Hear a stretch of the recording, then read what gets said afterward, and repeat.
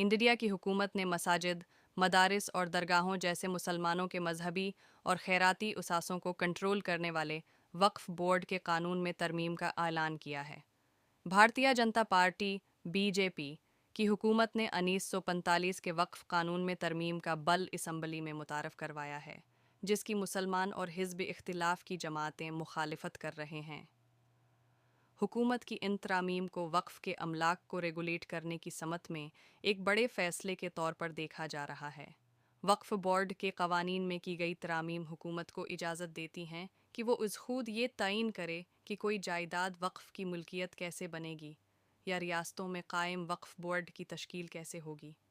वक्फ इमलाक का मामला हालिया बरसों में बीजेपी और दाएं बाजू के हिंदू रहनुमाओं के लिए अहम मौजू रहा है।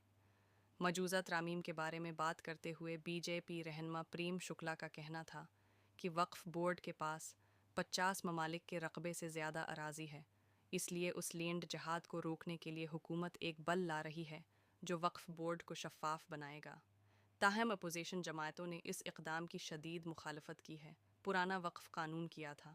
वक़्फ़ एक्ट पहली बार 1944 में पार्लियामेंट ने पास किया था।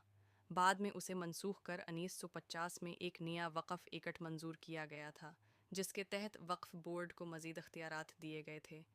सुना 2013 में इस एक्ट में मज़ीद तरमीम की गई, जिसके तहत वक्फ बोर्ड को लोगों की तरफ से वक्फ की गई जायदाद को वक्फ जायदाद के तौर पर नामज़द करने का अख्तियार दिया गया था। ये अक्सर कहा जाता था कि एक बार वक़्फ़ की गई जायदाद हमेशा के लिए वक्फ बोर्ड की जायदाद होती है। सरकारी आदाद व शुमार के मुताबिक इंडिया में वक्फ बोर्ड के पास 8,22,000 एकड़ से ज़्यादा ज़मीन है। कहा जाता है कि इंडिया में रेलवे और वजारत दिफा के बाद सबसे ज़्यादा जायदाद वक्फ बोर्ड की मिल्कियत में है। इंडिया की मुख्तलिफ रियासतों में 32 वक्फ बोर्ड हैं, जिनमें शिया और सुन्नियों के खुसूसी वक्फ बोर्ड भी शामिल हैं।